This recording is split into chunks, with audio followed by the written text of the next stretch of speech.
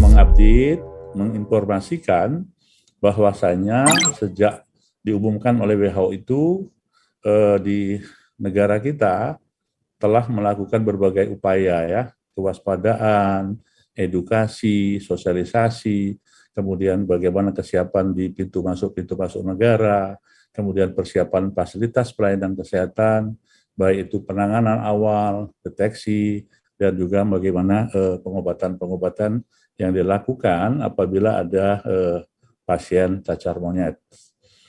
Nah, sudah ada 23 kasus yang sudah kita tangani, 23 diantaranya adalah telah disingkirkan, discarded, karena setelah melalui berbagai proses, PCR-nya negatif, ya, sebanyak 22 orang. Dan hari ini pasiennya ada yang satu terkonfirmasi, ya, dari DKI Jakarta. Dari Jakarta, anjir. Orang laki-laki baru 27 tahun, ya. Nah, dapat laporan pemeriksaan PCR kemarin malam, ya, tadi malam, dan dengan cepat hari ini kami mempublish, ya, mengumumkan kepada masyarakat yang mungkin kita juga sering bertanya-tanya, negara-negara tetangga kita sudah ada loh, ya, Thailand, Singapura, Australia, tapi Indonesia kok belum ada terus. Nah, hari ini sudah ada, mudah-mudahan informasi ini menjadi bagian, ternyata betul apa yang diumumkan oleh WHO, bahwasanya seluruh negara harus mempunyai suatu kewaspadaan terhadap ini, ya. Nah, alhamdulillah pasien 27 tahun ini laki-laki memang habis bepergian dari luar negeri, ya. Dengan gejala di tanggal 14 itu ada demam, ya, kemudian juga ada pembesaran kelenjar limfe. Tapi keadaannya baik, ya, artinya tidak sakit berat, dan ada cacarnya atau ruam-ruamnya di muka, di telapak tangan, kaki, dan sebagian di sekitar alat genitalia, ya. Nah, ada satu kesigapan dari petugas kesehatan di Jakarta ini. Terima kasih Ibu Widya, rumah sakitnya begitu tanggap, begitu melihat ada suatu gejala itu dengan cepat untuk melakukan respon pemeriksaan lanjutnya, dan dengan cepat dilakukan pemeriksaan PCR. Dalam hitungan 2 hari, pemeriksaan PCR itu sudah dilakukan dan tadi malam sudah diumumkan positif terkonfirmasi. Nah, saat ini pasien dalam keadaan baik-baik saja. Kalau dalam istilah COVID, itu gejalanya ringan, ya, dan pasiennya tidak perlu harus dirawat masuk di ruang isolasi, tapi cukup dilakukan isolasi mandiri di rumah. Nah, informasi ini juga ditindaklanjuti oleh teman-teman dari Dinas Kesehatan untuk melakukan surveillance, ya, kepada masyarakat atau kontak erat lah kepada pasien untuk dilakukan pemeriksaan karena kasus cacar monyet ini adalah kasus yang menular yang memerlukan, ya, kontak tracing kepada orang-orang yang pernah kontak erat dengan pasien tersebut. Nah, itu informasi satu pasien yang terkonfirmasi. Artinya apa?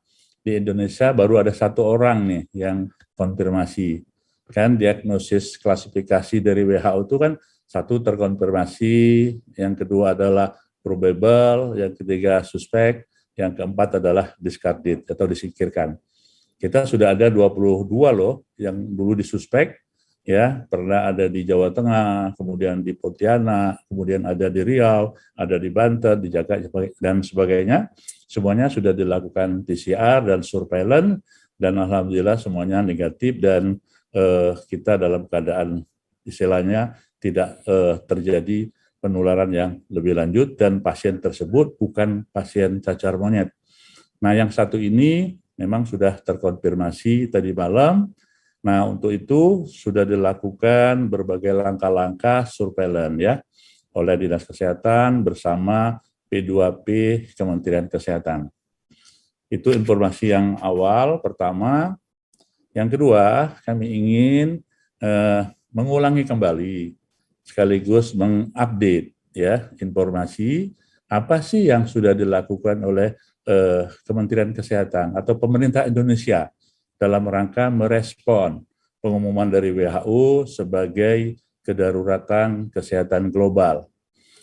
Kami ulangi, kita sudah melakukan kewaspadaan di seluruh pintu masuk ke Indonesia, baik dari udara, laut maupun darat, yang berhubungan langsung kepada negara-negara yang tadi sekitar 89 yang memang telah melaporkan itu.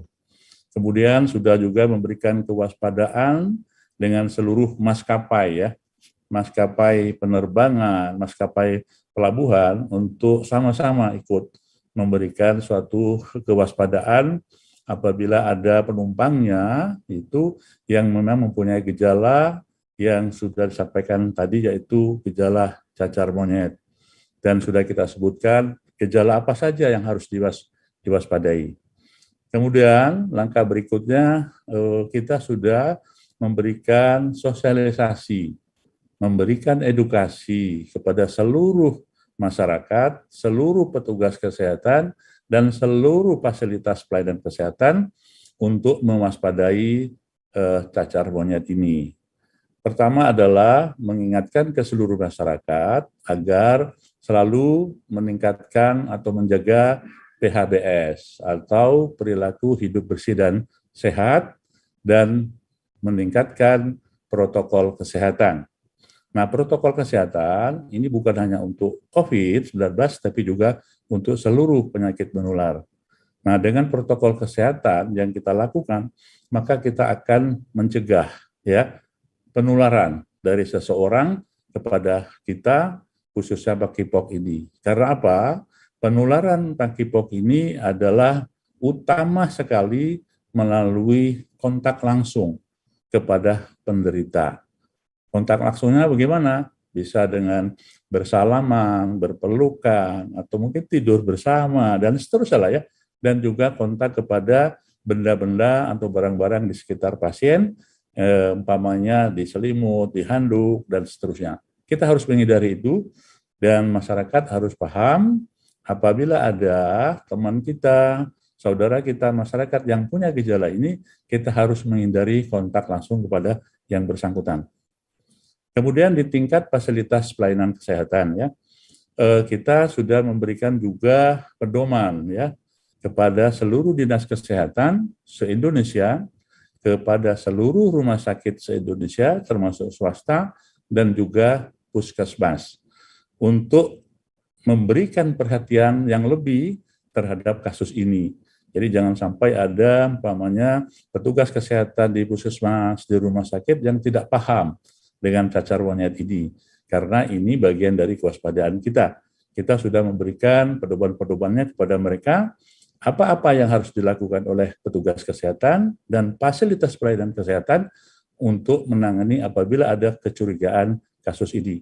Dan ini sudah terbukti banyak, contohnya kemarin di Jawa Tengah, di Riau, di Kalimantan Barat itu dengan cepat mereka melakukan pengawasan ini, investigasi dan juga memberikan pemeriksaan PCR-nya ke Jakarta.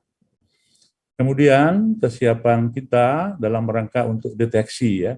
Jadi untuk deteksi cacar monyet ini agak berbeda dengan yang lain, ya, juga agak berbeda dengan COVID. Ini adalah melalui pemeriksaan PCR, usapan atau swab ya, pada ruam-ruam atau pada lesi-lesi cacar yang ada di tubuh pasien yang dicurigai itu. Yaitu di swab, ya, diusap begitu, dikirim. Nah, pemeriksaan saat ini ada dua ya di Indonesia. Yang pertama adalah di Laboratorium Rujukan Nasional BKPK Kementerian Kesehatan, yang kedua di Laboratorium Institut Pertanian Bogor. Dan dalam proses sekarang sudah akan ditambah 10 laboratorium yang ditingkatkan untuk melakukan pemeriksaan PCR sesuai dengan pintu masuk yang diharapkan memang menjadi kewaspadaan kita. Juga kepada beberapa rumah sakit yang sudah bisa melakukan PCR, Kementerian Kesehatan sudah menyiapkan 1.200 reagen ya. Reagen karena ini adalah khusus pemeriksaannya ya. Itu diberikan manakala ada kecurigaan ini dan bisa dilakukan di beberapa provinsi ini dilakukan tanpa harus dikirim lagi ke Jakarta tadi. Kemudian Bapak Ibu sekalian, kami ingin sampaikan juga banyak pertanyaan tentang vaksinasi ya. Gimana dok vaksinasi cacar monyet ini? Nah untuk sementara ini memang WHO belum memberikan rekomendasi untuk vaksinasi massal ya, sebagaimana halnya COVID. Jadi saat ini ada 2 atau 3 negara yang sudah melakukan vaksinasi dan kita juga sedang memproses untuk pengadaannya dan tentu saja harus melalui rekomendasi dari Badan POM. Nah, insya Allah ada sekitar 10.000 nanti vaksin kita adakan dengan proses yang sudah kami sampaikan tadi dan akan kita berikan kepada yang memang sedang menderita cacar monyet dalam masa inkubasi dan juga kepada kontak-kontak erat. Kemudian untuk pengobatan memang agar masyarakat tenang, jadi cacar monyet ini tidak terlalu berat sakitnya ya. Tidak terlalu berat ya sakitnya, agar kita tenang, malah kalau kita bandingkan dengan COVID jauh ya, COVID ini sangat jauh beratnya. Untuk itu kita tenang dengan maksud bahwasanya sebetulnya cacar monyet ini bisa sembuh sendiri. Self-limiting disease ya. Dalam masa inkubasinya yang 21 sampai 28 hari, pasien ini akan sembuh sendiri. Manakala ya tidak ada infeksi tambahan atau superinfeksi. Tidak ada komorbid yang berat yang menyebabkan bertambahnya berat komorbid itu.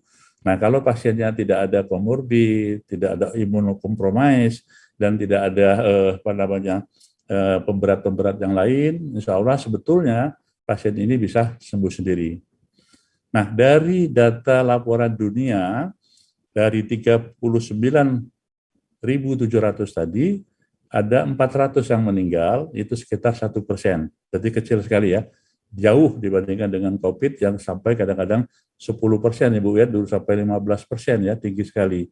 Nah untuk itu dimohon kepada masyarakat untuk tetap tenang, bahwasanya pas kasus cacar monyet ini sudah kita siapkan baik di tingkat surveillance ya, bagaimana dinas kesehatan, puskesmas ya, itu mempunyai kesigapan untuk melakukan deteksi, termasuk juga prevention, kemudian edukasi kepada masyarakat. Nah, tentu saja pengobatan-pengobatan yang lain yang standar sudah diberikan oleh rumah sakit dan sudah ada petunjuknya dari P2P Kementerian Kesehatan, langkah-langkah apa yang harus dilakukan, baik di tingkat puskesmas, di tingkat rumah sakit, bahkan di tingkat rumah sakit rujukan. Dan khusus pasien ini tidak memerlukan ruang isolasi ya, tidak memerlukan ruang isolasi sebagaimana halnya COVID. Ruang isolasinya itu berbeda, walaupun sama-sama ruang isolasi. Kalau ruang isolasi COVID itu dengan tekanan negatif, tapi kalau untuk cacar monyet tidak memerlukan ruang isolasi yang bertekanan negatif. Nah, Bapak Ibu sekalian, demikian update informasi dari kami. Yang pertama tadi kami ingin menyampaikan sebagai pertanggungjawaban dan transparan ke publik, yaitu adanya kasus konfirmasi monkeypox atau cacar monyet ini, dengan maksud kita semua untuk lebih waspada, baik di tingkat masyarakat, di tingkat rumah sakit maupun di tingkat laboratorium, untuk kita sama-sama mengawal kedaruratan kesehatan global ini. Jadi sebagaimana yang saya sampaikan tadi, penularan pasien cacar monyet ini adalah kontak langsung ya. Jadi pasien ini juga berkontak langsung kepada orang yang di tempat dia bepergian kemarin. Kemudian next pandemi, ya namanya aja pandemi bisa akan habis, muncul lagi dengan pasien baru, ya gitu. Saya kira ini suatu kehidupan yang biasa, termasuk halnya pandemi COVID ya. Bisa saja suatu saat pandemi COVID ini sudah dianggap sudah eh, landai dan tidak terlalu mengancam kesehatan dan secara perekonomian ataupun di bidang yang lain, maka pandeminya akan berakhir dan bisa jadi juga akan muncul pandemi-pandemi baru yang kita tidak tahu gitu ya. Nah, kalau treatment ya, tadi saya sudah katakan, pasien ini kan karena virus ya. Nah, tentu saja virus ini kan sembuh sendiri. Ya, jadi dia kalau didiamin aja sebetulnya tanpa ada komorbid, tanpa infeksi sekunder, maka dia akan sembuh sendiri setelah masa inkubasinya selesai. Jadi setelah lesinya pecah gitu, mengering dan mengelupas sembuh. Nah, cuman masalahnya saat ini perlu kita pengawasan.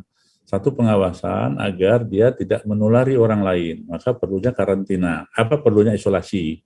Kemudian diperiksa sama dokternya. Kalau ternyata lesinya banyak sekali, gitu ya, banyak sekali di tangan, di kaki dan mengganggu, maka tentu saja harus ada pengobatan khusus dari spesialis kulit. Dan juga kalau ada efek samping yang lain, umpamanya dia terjadi pneumonia, bronchopneumonia, tentu saja perlu konsultasi pemeriksaan kepada dokter paru dan seterusnya. Nah, jadi pengobatannya saat ini secara spesifik memang kita memberikan hanya simptomatik, kemudian suportif agar daya tahan tubuhnya semakin baik. Kami sebagai salah satu bagian tim surveillance dari Kementerian Kesehatan di DKI Jakarta terus-menerus melakukan sosialisasi, edukasi kepada semua rumah sakit, klinik, dan puskesmas. Sehingga ada apabila merawat atau didatangi pasien dengan gejala menunjukkan suspek monkeypox, tentu sudah siap. Nah, ternyata alhamdulillah teman-teman rumah sakit siaga. Jadi begitu ada pasien datang dengan gejala mirip dengan dugaan monkeypox, langsung dilakukan langkah-langkah awal. Jadi pasien ini datang dengan keluhan tertentu dan pihak rumah sakit dengan sigapnya bisa mengidentifikasi bahwa ini bagian dari suspek monkeypox. Kemudian pihak rumah sakit langsung berkoordinasi dengan dinas kesehatan untuk melakukan pendalaman kasus. Kira-kira seperti itu.